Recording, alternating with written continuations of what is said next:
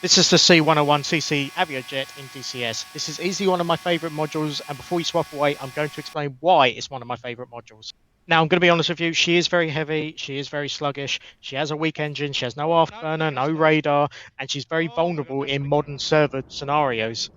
Now, your best bet is to take this onto an early Cold War server. You're going to have to drop the payload, you're going to have to manage the fuel. That way, you can get that charming, nimble handling characteristics that she is capable of. Now, to me, the Aviojet's handling characteristics are very predictable, on rails, and generally, she hardly ever bites you unless you kick the rudder in. Then she goes into a snap roll. But that snap roll will bleed speed very quickly and cause a lot of overshoots for aircraft that are on your tail. Now, Cold War players will tell you to get very low to avoid radar detections. In the Aviojet, you can definitely get low. Because you're slower and more nimble than most fighters, you can get extremely low and even skim the trees.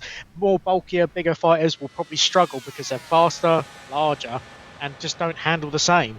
Now, some players will describe the C101 CC Aviojet as a mini Vigan, and they're not wrong because you're kind of adopting the same doctrine as what a Vigan would. You're just much slower.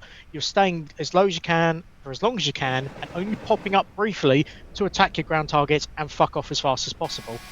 Now, the DCS community referred to the aircraft as the hairdryer. It does have a distinctive sound to it, and I'll be honest with you, I find it rather funny and rather charming, actually.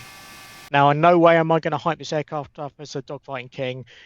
In a dogfighting scenario, it is David versus Goliath. Any smart DCS player will use the vertical against you, use boom and zoom tactics because of your weak engine. Your best bet is to stay low level, turn tighter than your opponent, force the overshoot. If you can force that overshoot, you might be able to get a missile up the arse of the opponent to punish them. And I must say, that 30mm cannon does fucking slap. And that's just another charming thing about the aircraft, is that winning those fights against aircraft that are clearly superior to you are just so satisfying than just flying the most superior aircraft on the server, because it becomes too easy, it becomes boring, predictable. In the Aviojet, you don't know what you're going to get yourself into. And this is the thing, she's got no fly-by-wire, she's all manual control, she's got no CCIP, CCRP, she's got no targeting pod, you're going to have to use your Mark 1 eyeball. She's got no radar warning receiver, she's got no countermeasures, and to me, everything about that is just more fun, because I'm not relying on a computer to help me.